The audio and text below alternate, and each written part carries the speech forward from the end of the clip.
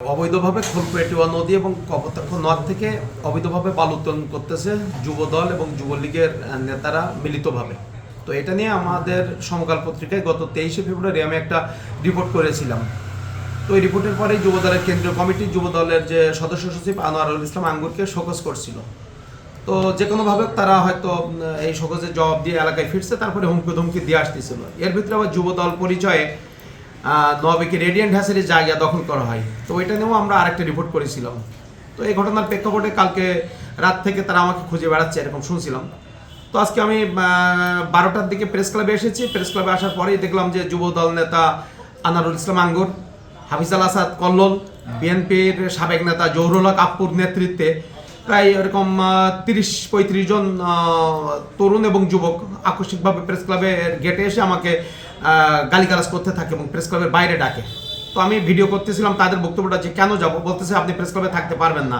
তেমন কেন, প্রেস ক্লাবের একটা সাংগঠনিক কমিটি আছে, প্রেস ক্লাবে কারা থাকবে না থাকবে সেটা সাংবাদিকরা ডিসাইড করবে। তো তারপরে হঠাৎ করে মিজানের নেতৃত্বে আঙ্গুর, মিজান, আপু, কল্লোল তাদের নেতৃত্বে ওরা 10-15 জন প্রেস ক্লাবের ভেতরে ঢুকে আমাকে টেনে এসে আমার সহকর্মী হোসাইন বিন আফতাব বা আরও যারা ছিল 2-3 জন, ওরা আমার ঠেকানোর চেষ্টা করছিল, কিন্তু ওরা 15-20 জন একসঙ্গে ঢুকে আমাকে টেনে এসে বাইরে নিয়ে তখন হাতুড়ি না কি ব্যবহার করছে জানি না, আমাকে এলো পাতলি মারে, আমার মাথা ফেটে গেছে বাম পাশে, পরে আমার কনুইটা কেটে গেছে।